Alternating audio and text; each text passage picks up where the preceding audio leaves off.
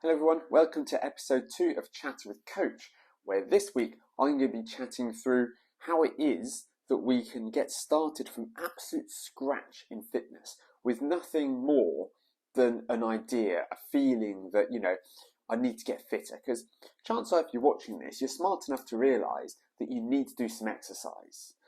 That for your quality of life, whether it's for aesthetics, whether it's for maintaining strength, improved immune system, whatever the reasons are, you've gone, okay, I need to get stronger, I need to get faster, I need to get fitter, whatever it is, want to look slimmer, whatever it is. And they have that will, but not an awful lot else. There's so many options out there, it's so confusing. And often this isn't the first time that somebody's had this feeling either. They have in the past, they've joined gyms, they've signed up to different programs, and they just haven't worked. So I'm going to take this all right from the bottom. I'm going to assume that you are someone who has never been to a gym before, who's never tried to get in shape before, and we're going to build it up right from the bottom. We're going to completely back to basics, okay? Not going to be throwing jargon around. I'm going to help you understand how it is that you can create a sustainable habit. How it is that you can achieve whatever your goal is. Now, for most people, that goal is going to be either to lose some body fat, lose weight, or to gain muscle, to get more toned, or to get absolutely massive if you want to be a bodybuilder. So a lot of this is going to be built around this. If you are somebody who has more of a performance-focused goal, this might not be for you, but you might still be able to pick up quite a few bits from it.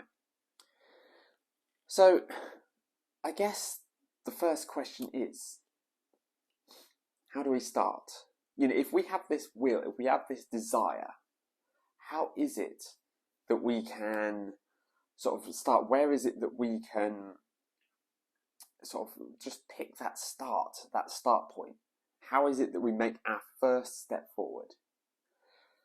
Well, the first step forward really has to be how it is, to set yourself something resembling a goal. Now, a lot of people, when they want to get fit, they don't really have a goal. To get fit, to get in shape, or get back in shape, or whatever it may be, this is an incredibly vague idea. And how will you ever be able to decide when it is that you're back in shape? Would it be when you look like you did it when you were 16? Chances are that's not going to happen again. So I want to be the bearer of bad news. So you need to have some kind of goal and a rough idea of how to achieve that. Now, sort of setting goals can be a little bit of an art in itself. And I'm not going to go into that in too much detail today. But rather than something vague like get back in shape, which can't be measured, you can't claim, when it is that you've achieved it. It's simply this vague idea, there's something that we're chasing. Instead, we want to go, okay, well, you know what I'd really like to do? I'd like to be able to lose 10 kilos. That would be, that's really what it is that I want to move towards. Or it could be, I want to grow sort of my arms or my chest to a certain size. I want to get a visible six-pack. I want to be able to bench press a certain level of weight, okay? You need to have something that's a bit more of a concrete goal. And I might do another episode on setting goals at the moment, but I don't want to get bogged down in this too much, because I don't want this to end up being sort of 90 minutes, 2 hours. I'm going to try to keep these around about the hour mark. So how is it that most people sort of start? If they go, right, they're inspired to make a positive change in their life. First decision they make is normally to join a gym, because that's where people go to get fit, right? Well, yes, there are plenty of people who do join gyms and who are, the kind of people you would aspire to be.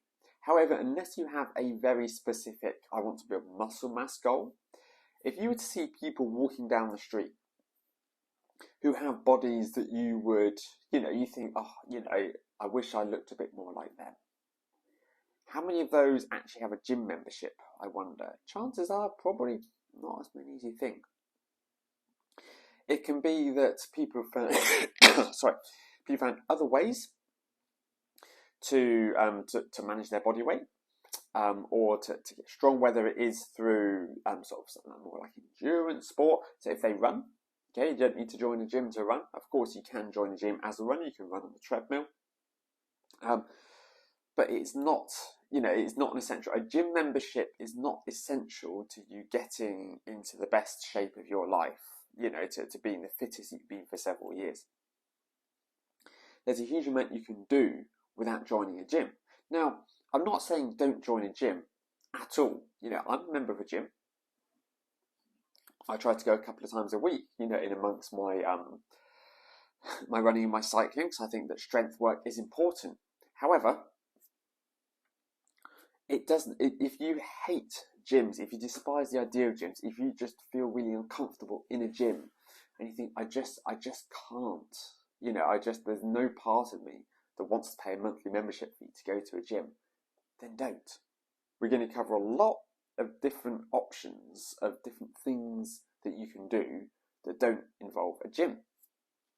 But if somebody were to join a gym, they perhaps go to a gym and they could be there for sort of a week or two, maybe a bit longer. And they perhaps look at people like myself or others in the gym who they think they just look effortless. They're strong. They don't look like me. What is it that I'm doing wrong? Why is it that I'm not more like them? And that's not me placing myself on a pedestal. Let's face it, if somebody wants to get like big arms in the gym, I'm not really the role model they should be going after. However, it is just, you need to, for a start, stop comparing yourself to others. That is, a good place to start. Comparison is the thief of joy, as they say. But also to understand that a lot of people in the gym who look what you deem to be fit, strong, healthy, a lot of us, we've been going there for 10, 12 plus years, to be able to get to this place that we are. And people tend to have a distorted idea of how quickly it is that they can make progress. They tend to think, I have a wedding, or I'm going on holiday in 6 weeks, so I'm going to join a gym and I'm going to get myself looking good for that. I've never understood that personally, but I know that it's important to a lot of people. And they get frustrated that they don't see the results that they were looking for, when the reality is that this is a long-term project that you're starting, and building up something sustainable that you can maintain consistently is the number one key to making any fitness routine stick. And I'm going to keep coming back to that point because it is so important that you need to set yourself up for a long-term habit. Now, instead of looking at people and going, oh, what is it that I'm doing wrong? There's probably nothing wrong with your dedication. If you are going to the gym several times a week, that's brilliant. That probably puts you in sort of the top 10-15% of people in the country when it comes to fitness. However, it's, fitness is incredibly complicated. I wouldn't have a job if it wasn't. It does take a long time to achieve this, and a sort of a mistake that people make is they get a bit greedy, and they go too hard too soon. So they join up to a gym and they sign on the dotted line. They're going to be paying £30, £50, £70, whatever it is a month to this gym, and they've been inspired. They've clearly walked into this gym. They've done a tour, and they feel this is it. I'm going to change my life in here. This is going to be everything I've ever wanted it to be. I'm going to really apply myself. The facilities are great. I'm motivated. I'm driven. So with the ink still drying on the contract, they get changed into their gym gear and they go onto the gym floor. And they start working out. But the fact is, they don't really, good chances are, they have no idea what it is that they're doing. They don't have a clear goal. They want to sort of get in shape, get stronger, lose weight. Okay, these are quite sort of vague goals, but they're not really sure how they're going to achieve this. They'll walk up the stairs, and what I one of the first gym visits I had. Well, if not my very first gym visit. Now I'm going to do another episode where I talk all about my background and how I got to where I am. Well, I've got a bit more of an audience, so a bit more invested in me. I know you're not that interested at the moment. You don't really know who I am, but I will share how I got started in fitness, because I started when I was 22, which is quite an unusual age to start. Most people, they either do sport all the way through their childhood and they maintain that into adults, into that age, or they start when they're kind of 16, 17, when it's really important what the girls or the guys think about you, and you think, oh, if I get some nice big arms, I'll be able to get all the girls, or whatever it is that somebody's goals are. It can be really intimidating. Walking up onto that, sorry, I got completely sidetracked there. I was talking about how I got started. So I moved to London, and I was working in the film industry at the time, and I spent, I think, 6 weeks on this project, making a couple of films, and the films came to an end, and I realised that I was kind of kicking around in my room that I was paying £70 a month for. I don't think you can get a room in London for £70 a month anymore. This was 2012. It was a fantastic time to move to London with the Olympics and all that. And I felt really sort of caged in this tiny little box room that I was in, because I was waiting for the next job. I'd earned money from that job, but in the film industry, 99% of crew are freelance. So you wait for the phone to ring to get onto your next job. And I just found, I was like, look, you're better than this. Stop feeling sorry for yourself. I lacked sort of purpose and direction, which I think, it's not unusual for people. They go through the whole education system and they get sort of spat out the other end. And they go, what are you going to do with your life? What's it going to look like? So and there was a girl involved, which did make me feel sad.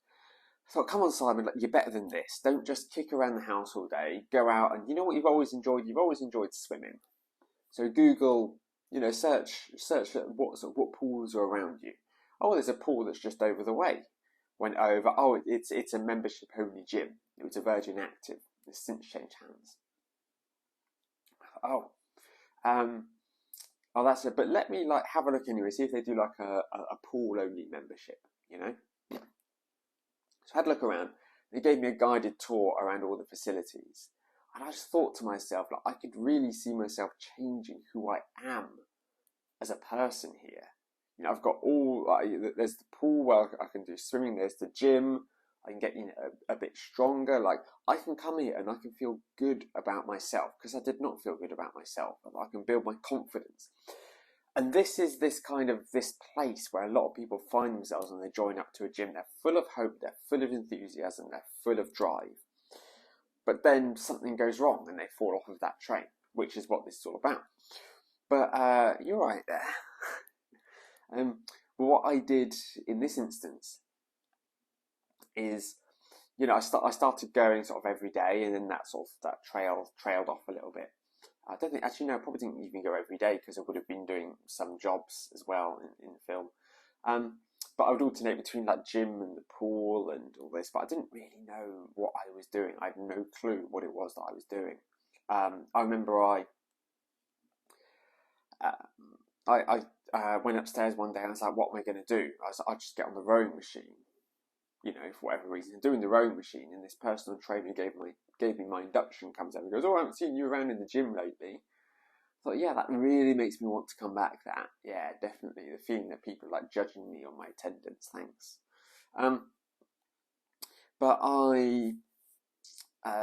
so basically off the back of that, because I lacked this goal, this purpose. I had some very vague aims, but I lacked purpose, I lacked drive. Until one day I walked up onto the gym floor, so I was still turning up. I still had this desire to be this better version of myself, and there was a sign at the top of the stairs, which was try a try. And it was a triathlon, which consisted of 300 metre, it started off with a 12-kilometre bike ride, then a 2.5 kilometre run on the treadmill, and then there was a 2.5 kilometre run. It was, 12k on the exercise bike, 2.5 kilometres on the treadmill, 300 metres in the pool. They did the swim at the end, so they didn't get the gym equipment wet, allegedly. I could see a workaround for that, but I'm not in charge. They didn't put me in charge, did they? Not surprising, because I'd never done a triathlon at the time. But I saw that and I thought, that was like immediately a goal. I was drawn to that.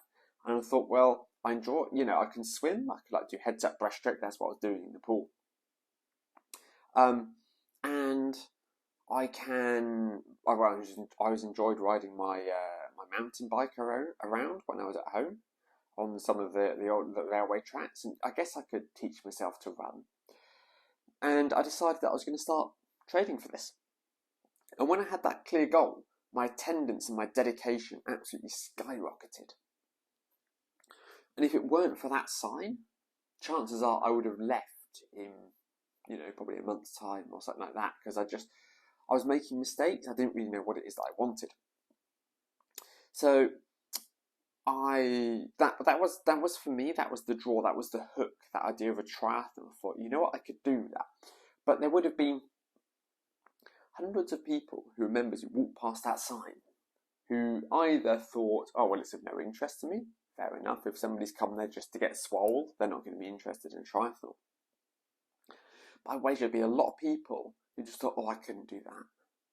Oh no, I don't, or more importantly, I don't back myself to do that. What if I'm last? What if I embarrass myself? But I guess I just had that drive, that desire to go out, right, okay, this is what I want to achieve. This is what I want to do. It's a target that I think that I can achieve, and I'm going to apply myself to achieve this target. And that was sort of my gateway into it. And that's what a lot of people lack, is they lack that clear, I'm going to do this, I'm going to move towards this. And I'm not saying that everyone has to sign up for a triathlon. But what's nice about an event like a triathlon is that it's a very objective achievement. You completed a triathlon, well done, here's your medal. That's amazing, thank you. As opposed to, I want to get in shape. Those are two incredibly polar opposites when it comes to desires, when you want to get in the gym. And again, I'm not knocking anyone who's going there for more sort of aesthetic purposes, who just wants to see themselves a bit slimmer to lose some weight. There's nothing wrong with that. But there's different ways to achieve that. And if you can find something similar to that will draw you in and sort of get you hooked and get you turning up to the point at which your actual original goal, like wanting to lose a little bit of weight, almost sort of fades into the background because you are driven by this new purpose that you have. Sort of going back to what I was saying, is that a lot of people, they'll go up onto the gym floor, they've got no idea what it is that they're doing. And they go, well, over there's all the free weights, and I don't know what to do over there. They're all doing complicated exercises, there's a bunch of guys in tank tops grunting away. That doesn't look like a friendly space. Okay, or there's the functional training area over there where they've got suspension trainers and monkey bars, and people are doing sort of weird exercises and stretches with balls and suspension trainers, and that's too complicated. I don't back myself to do that. And so people generally find themselves gravitating towards sort of one of two things, which is either they gravitate towards the cardio machines or they gravitate towards the weight machines. Because it's a lot harder to get those wrong, isn't it? For the most part. And that's what I did. I don't think I really did much in the way of cardio, actually. Again, I'm going back 2012, 13 years ago. I can't remember what I did for the first few sessions. I think it was mainly focused on weight machines, strength. I was so overwhelmed by the gym that I just did sort of the machines. So I was like, okay, well, I'll do a little bit of, whatever the machine is free. Oh, leg press, I'll do a bit of that. Oh, chest press, I'll do a little bit of that. Oh, the shoulders, I'll do that. And then you wake up the next morning, you wonder why your arms aren't any bigger, and you wonder why you're so sore. But what people do is they will go on day one and they'll push themselves hard because this is the new them. And they wake up the next day feeling like they've been hit by a truck. But they'll drag themselves to the gym, because it's all about consistency, showing up. And they'll do something a bit different, a bit lighter, and they'll recover from that first day maybe, and then do another sort of harder day. But it's incredibly undulating because they're really managing this soreness that they're struggling with. And they push themselves hard for 6 days. They have their day off because they've heard about a rest day. And it is important, I think, for most people at least, to have 1 day off a week away from any exercise.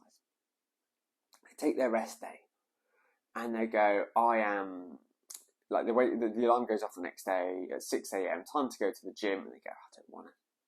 I'm too tired. I'm sore. I'm running to the ground. And they have started like an absolute rocket ship, push themselves hard for 6 days.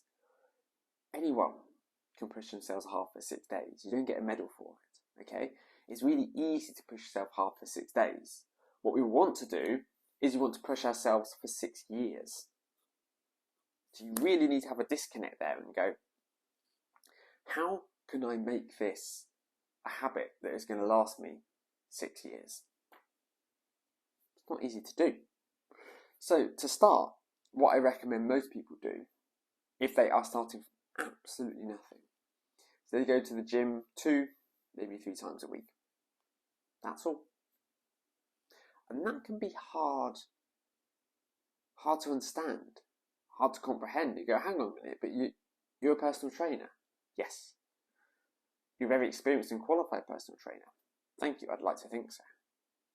So why are you only telling me to go to the gym twice a week? Well, because when I want you to go to the gym twice a week, I want you to be excited when you get there. I want you to be looking forward to this gym visit. I want it to be the highlight of your week. Great, gonna go to the gym today. You do your workout. You wake up the next day and you're feeling sore, but it's okay, so you don't have to go back to the gym. Have a couple of days off, and once your body's feeling good again, go and do your second session. And you keep that up for the first month. So you turn up to the gym wanting more, and you leave the gym wanting more. And that's how we create something that's really sustainable and enjoyable for us to do. The gym shouldn't be punishment. It shouldn't be somewhere where we go to just to batter ourselves. Okay? It's somewhere we go to better ourselves. And you can maintain this for a period of time. And then after that, you can go, okay, I want to increase the days that I go to the gym. Like, I don't feel as sore in the days afterwards anymore. You know, I'm recovering in 2 days rather than 3 or 4 days. So I'm going to go 3 times a week, maybe 4 times a week. And you build this up over time. And that is the foundations of setting yourself a sustainable fitness routine. Now, some people have the idea of, oh, you've got to go hard, got to go home, maximum effort all the time. Don't listen to them. They're meatheads. They don't know what's going on. They can't remember how it felt to start. Or maybe, you know what, they were lucky. They started when they were young, when they had the ability to be able to do all these hard days training back to back and recover an awful lot better than you do. But you have to give your body some grace, some time. And okay, yes, you are going to be paying your gym monthly membership for not going as much as you would like. But the alternative, well, you may not want to. The alternative is you take out that gym membership and use it for a week, and then you don't go back. And guess what? Due to the contract you signed, you've got to pay for 3 months of the. You've got a 3-month notice period on the gym. So when you signed up, oh, that won't be a problem. Yeah, no, be fine. You know, actually, that's difficult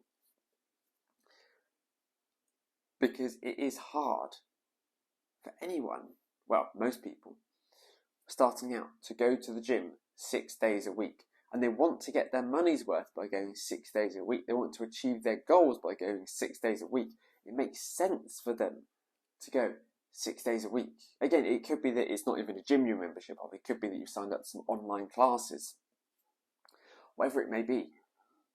I can totally see why you want to. And I seem to remember I did something similar. But we are trying to start a routine. We're trying to start something that is going to last. So how do we start sort of properly, as it were? If we've understood that this needs to be a sustainable journey, a sustainable way for us to achieve our goals, how is it that we actually really start? Well, before we look at anything, I want to touch on the subject of Ozempic and these other sort of weight loss drugs, which are relatively popular at the moment, at least. And maybe by the time that you watch this, they've fallen out of favour. There have already been some discussions about side effects. But it may surprise you to hear me, as a personal trainer, say that for some people, they are a good place to start. And those people are those who are, there's no other way for me to say this, people who are what I term to be morbidly obese. So people who struggle with sort of day-to-day life almost due to their weight. I'm not talking about people who just come up as obese if you put your BMI, so if you put your weight and your height into a BMI chart and it comes up and it tells you you're obese. Okay, that's not what I'm talking about. I'm talking about people who are enormous, and that stops them from being able realistically to start any kind of exercise routine.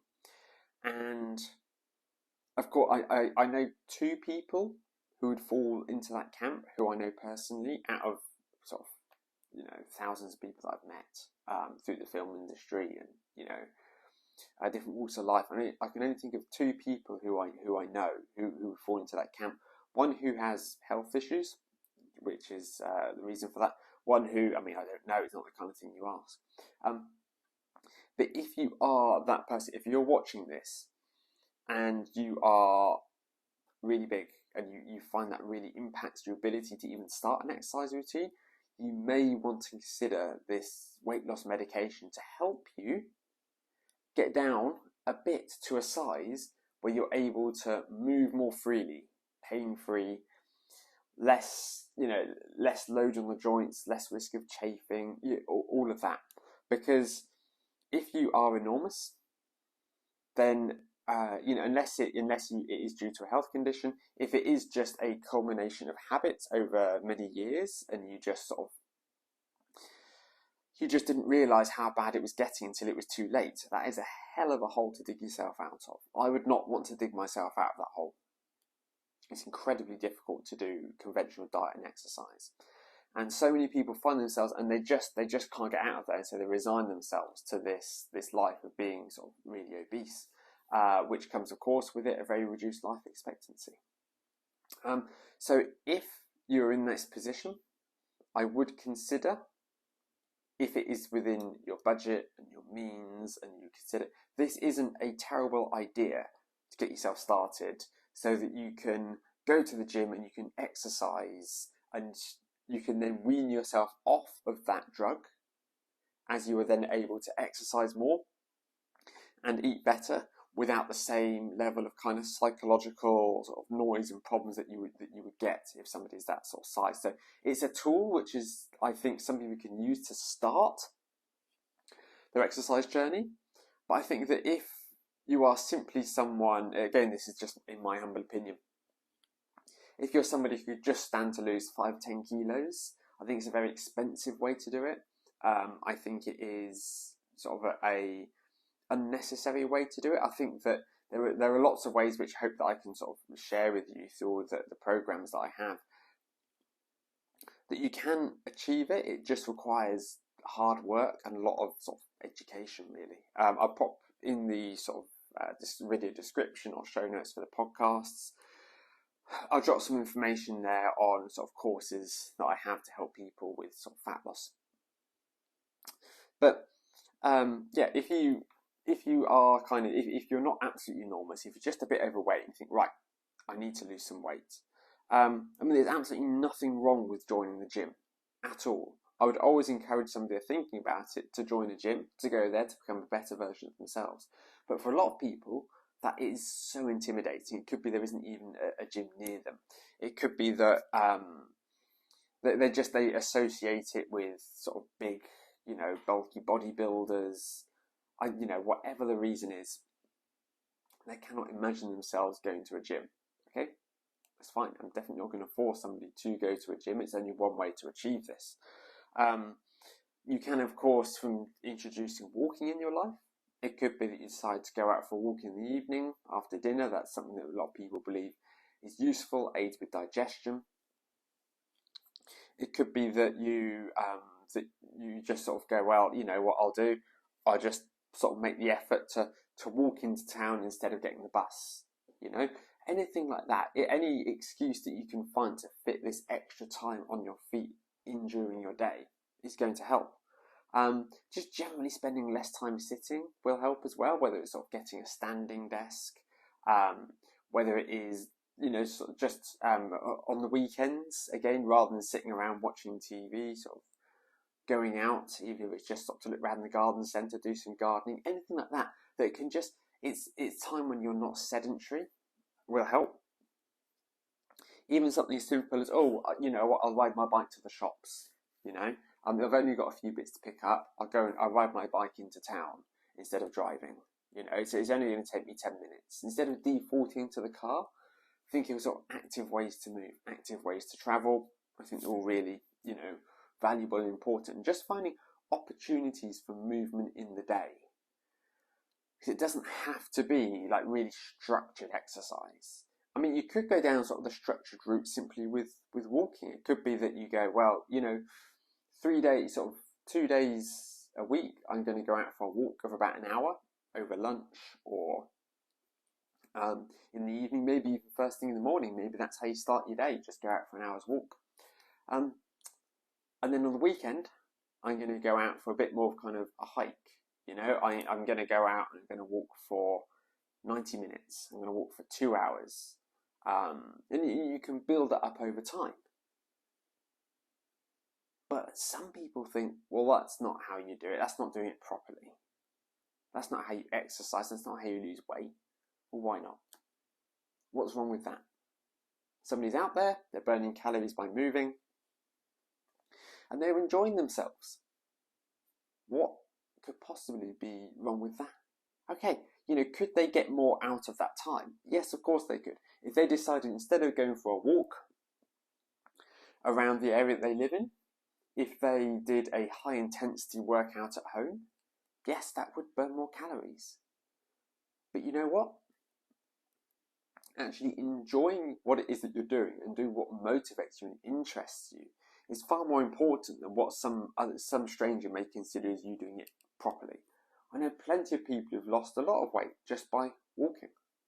I think some of them walk sort of 6-7 days a week, fit nice long walks in. I mean, you've probably noticed I've got a greyhound sleeping behind me, haven't I? Yeah? I take her out for about an hour, 90 minutes a day. So even on days where I don't do sort of structured training as such, I'm still getting out there, I'm still moving. And how many people out there do you see who are really obese walking dogs? Not so many, okay? Because just introducing that daily movement can make a difference on its own. Something else, another mistake that a lot of people make, is they take it too seriously.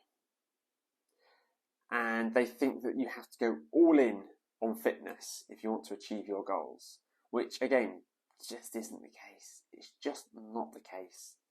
People who go all in and think that's the way to do it. I mean, fitness is one of those things that everyone's got an opinion on. If you tell somebody that you want to lose a little bit of weight, everyone will have advice for you.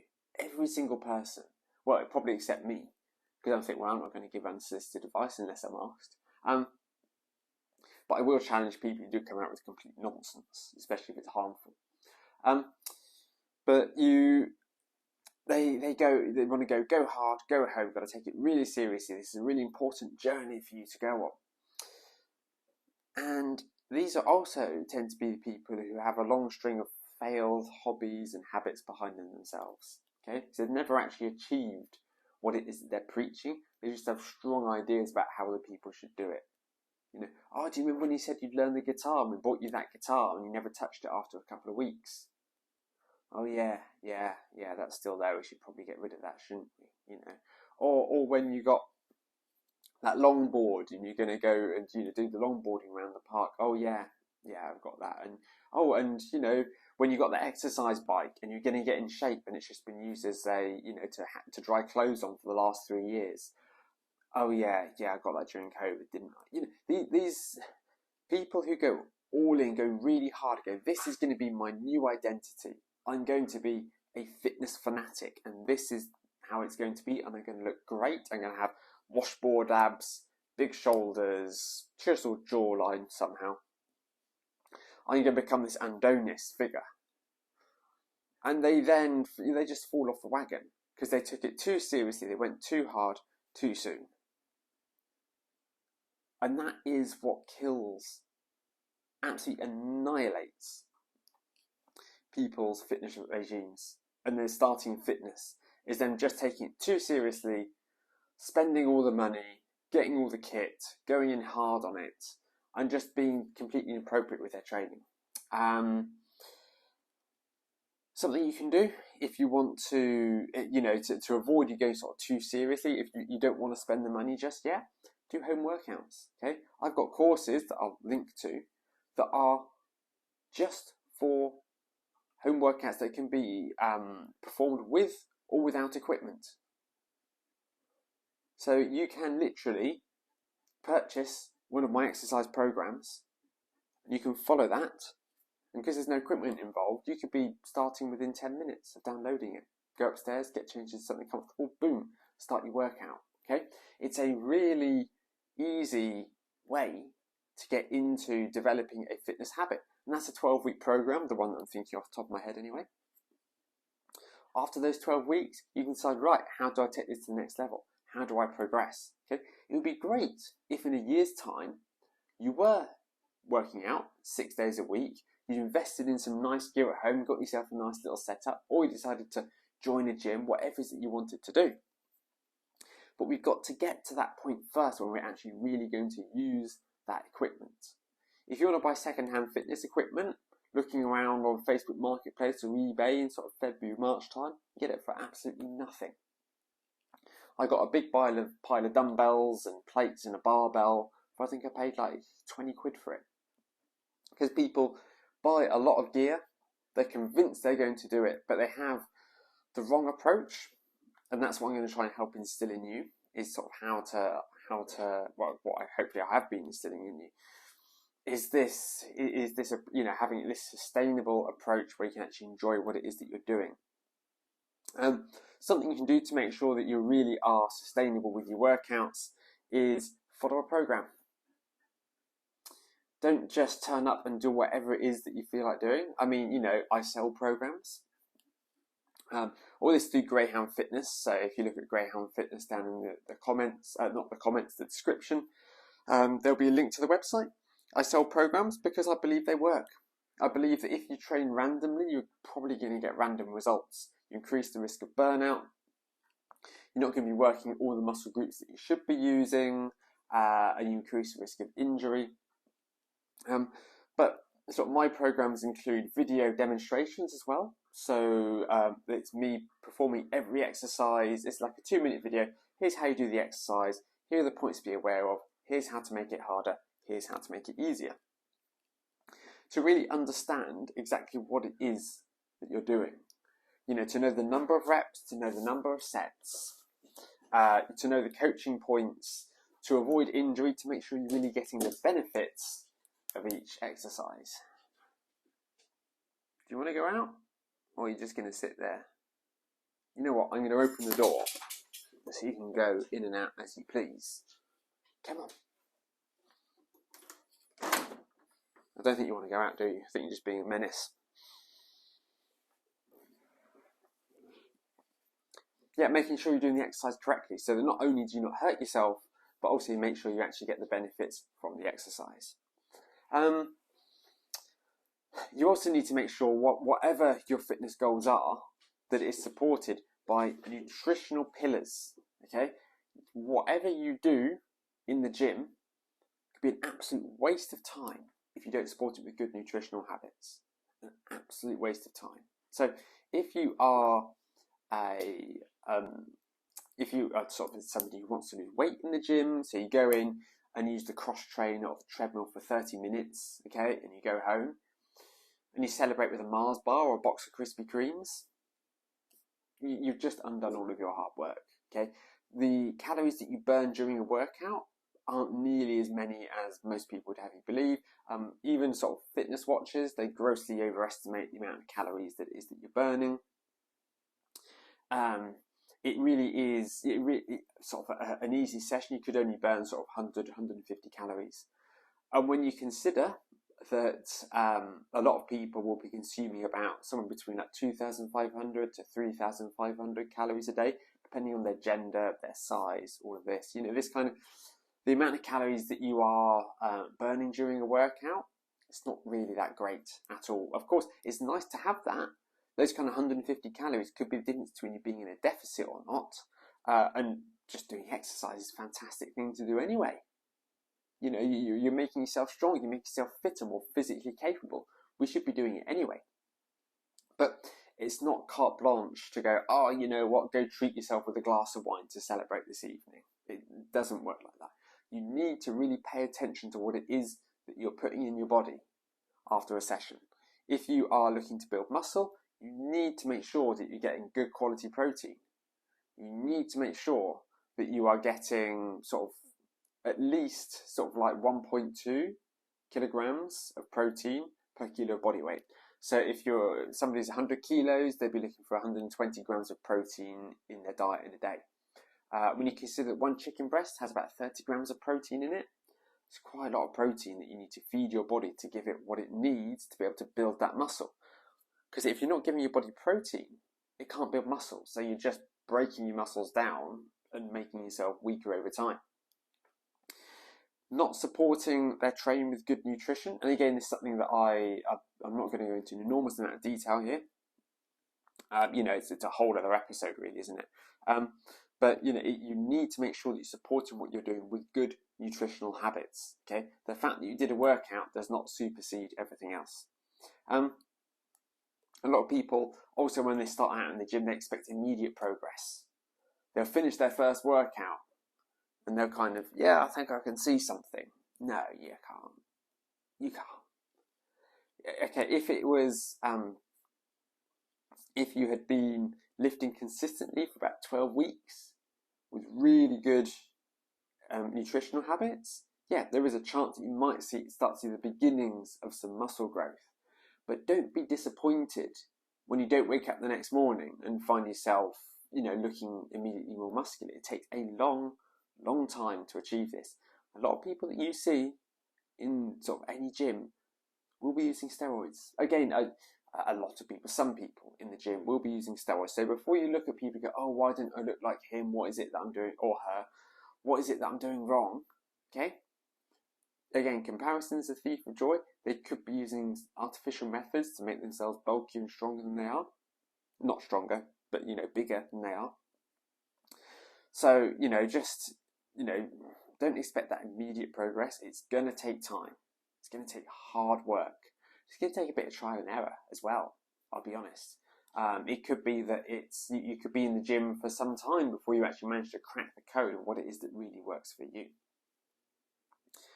And it really is important for you to find a way to enjoy this process. All the people who go to the gym 6 days a week, every week, 52 weeks a year without fail, do you think they're there because they have to be?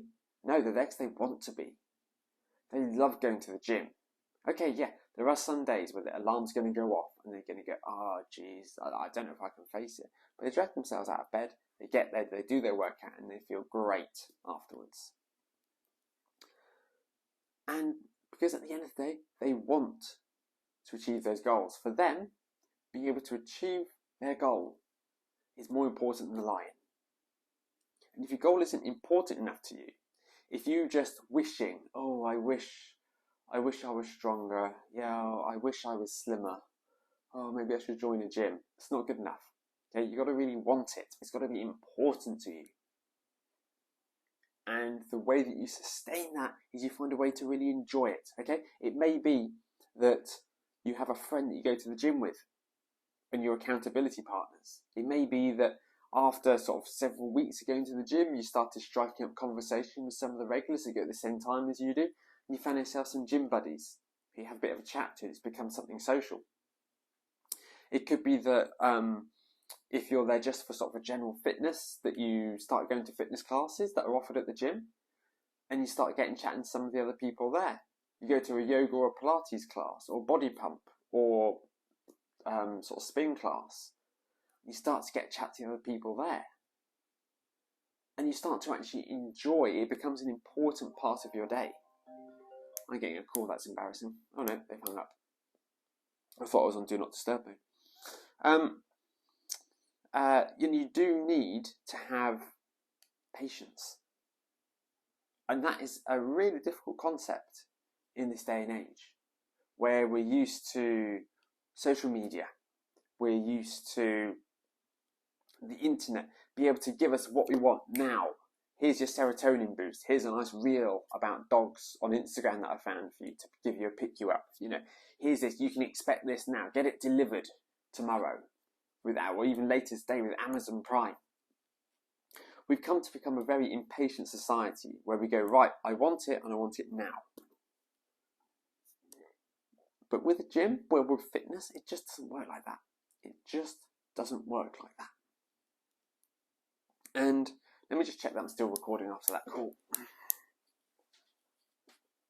Yeah, we're good. Okay.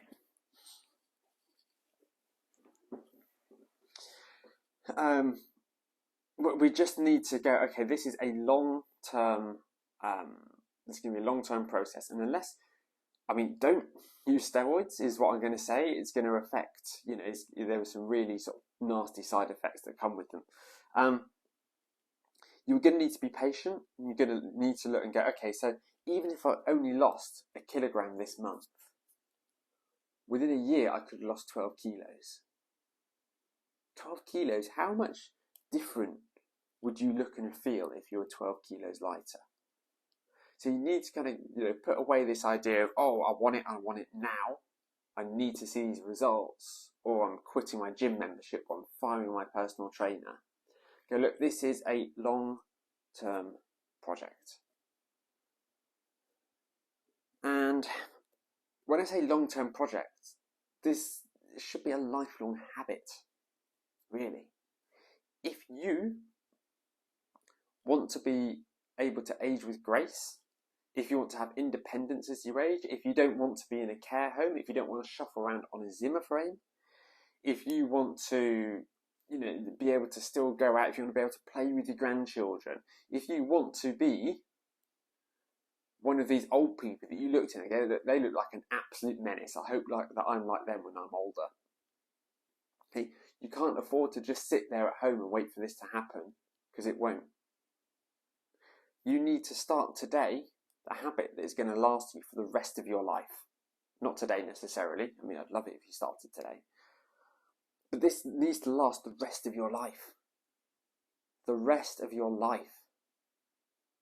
So how is throwing ourselves at the gym and going hard, gotta go home, rinsing ourselves 6 days a week, no days off? How is that going to set us up for success for the rest of our life? Now, what it is that you do for the rest of your years could change completely. It could be that you start off weightlifting in the gym.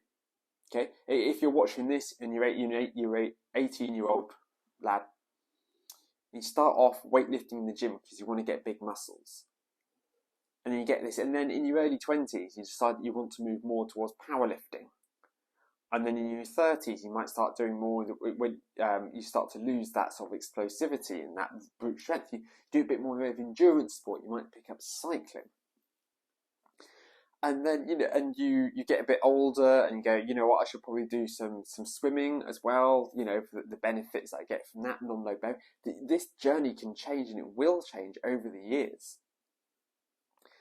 But you need to think, how is it, what I'm starting today, what I'm doing now, how is that going to impact me for the rest of my life? Because I have a lot of friends who are very good at starting some kind of fitness routine, but they can't maintain it for more than, a week, 3, 4, up to even within like 2 months before they start to lose interest. they get bored. It gets repetitive because they haven't, either it doesn't mean enough to them, or they haven't chosen something that has enough variety in it. If they are just doing, I found an app that does these online classes, and I'm doing 5 classes a week, but those classes are relatively samey, there's not a huge amount of variety in them, you won't be able to keep yourself interested for that long. One of the things that I love about cycling and running is I can go out and I can explore. I'm going to go run down there today. I'm going to see where that goes. Today I'm going to ride my bike all the way to Wales and back. That sounds like a good challenge.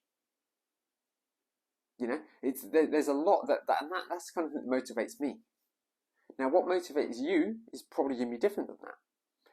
But you need to find something that motivates you, that interests you, that drives you, that has that variety that you enjoy, that you are still going to, even a year from now, you're going to wake up and go, yeah, you know what, I'm going to go and play tennis with the club. I'm going to go to that football practice. I'm going to do rock climbing. Because introducing some kind of sport into the mix can be one of the most powerful tools for maintaining longevity within sort of the world of fitness. So rather than it being a case of, well, you know what, I'm going to do this and I'm going to,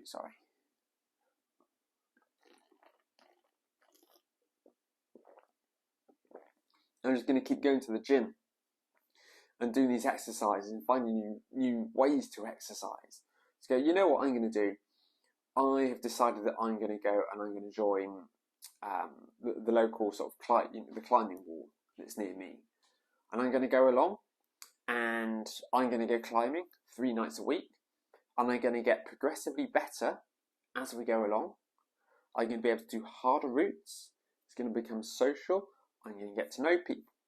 You could decide, you know what, I'm going to join the local 5-a-side league. Okay, we're going to play once a week. We're going to they do a couple of practice sessions, and I'm going to fit in 1 or 2 gym sessions and a run in there as well for a bit of cross training. Okay, and these are the kind of things, as you see yourself progress, maybe compete against others, this is an absolutely brilliant way to drive you. Because for some people, I think that their appearance is so important to them. You probably notice it's not overly important to me. But their appearance is so important to them that is more motivating to them than any kind of competition. Cool. You do you. That's absolutely fine. But you've got to find what it is that motivates you, that drives you, that pulls you along.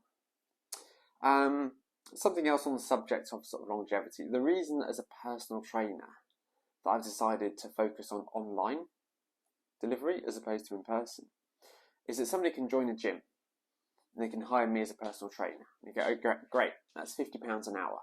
Yeah, great. And actually, I'm going to use the actual example of a client that I had when I was working in person in the gym. And he came along to me and he was a really big, heavy-set guy. And he goes, I want to annihilate this. And I go, okay, just so you know, about 80% of weight loss comes down to nutrition. You wouldn't need to, I'm going to work with a nutritionist. Okay, cool. I provide nutrition services as well, but you could go for someone who's more qualified. Yeah, I want to go for proper full-time nutrition. Okay, cool. So I found the recommendation of a dietitian, referred him on. And to start off, we were in the gym, that magic number, 6 days a week. And he was the only client that I had. No, I had 2 clients at that time. So I'd drive into the gym just to deliver a session to him and then drive back. The way that the gym worked, I only ended up taking home about the £55 an hour it was that I charged. I only saw about sort of 26 of it or something. So by the time that I've driven there, delivered the session, it just wasn't really worth it. I didn't last very long there.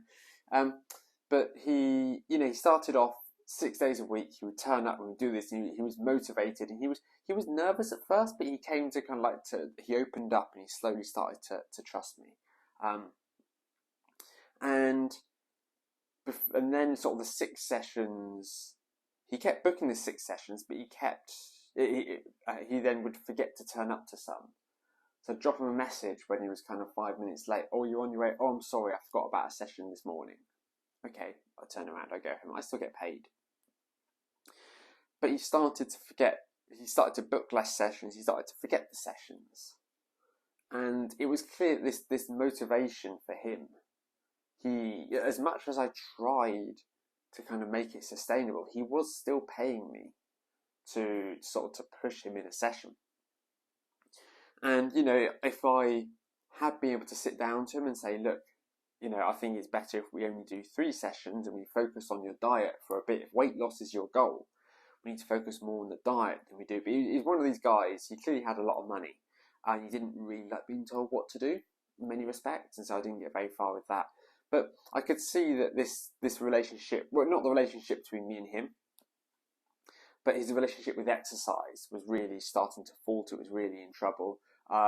He went away at one point for a week, and he just hired another personal trainer at another gym because he felt sort of unable to train in a gym on his own. But a personal training relationship, in 99.9% of cases, it's a very short-term transactional thing. Because if somebody wants 2 sessions with me a week, well, that would have been £110. Okay, or £440 a month to have 2 sessions a week with me.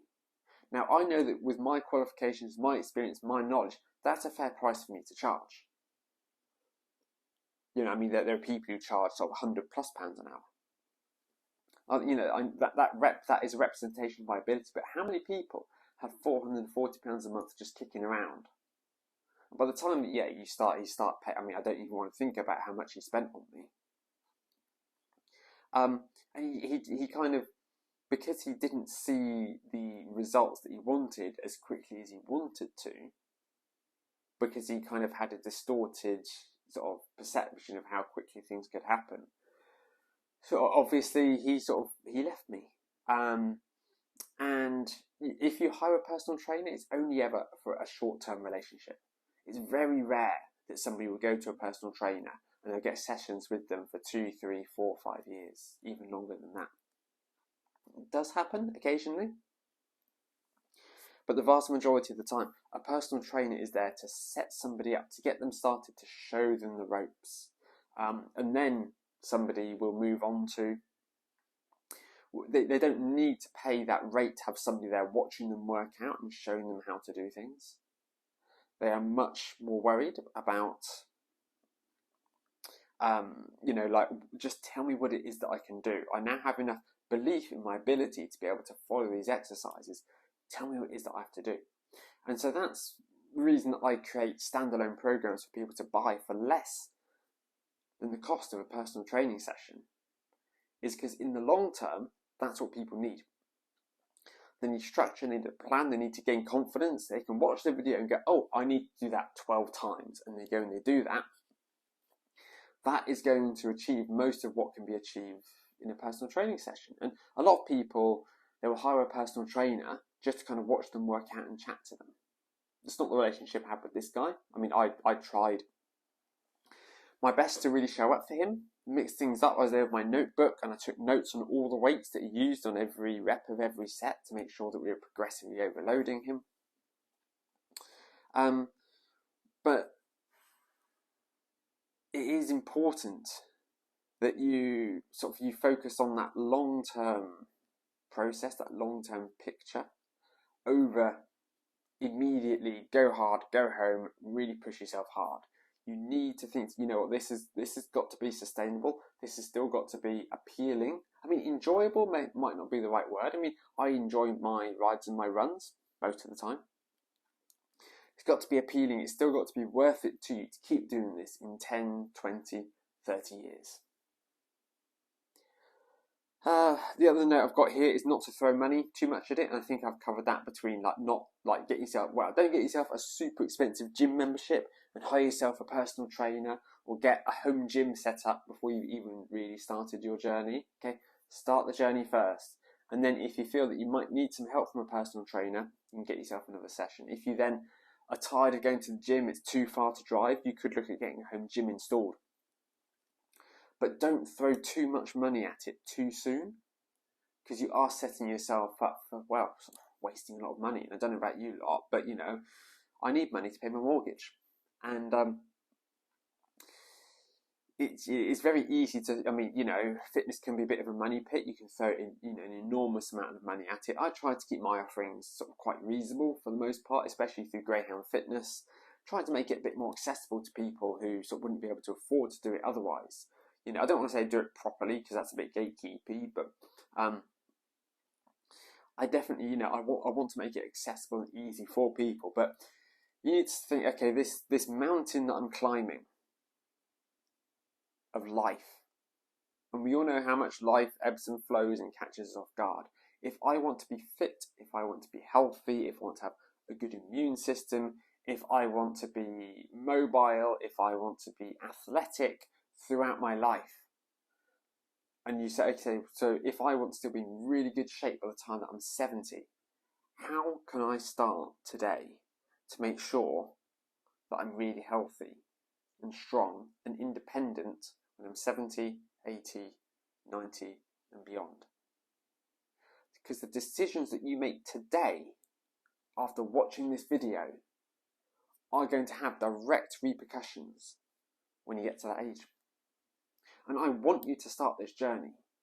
I want you to get fit. I want you to, whether it's join a gym, start running, whatever it is that you deem to be sort of getting fit, I want you to do it.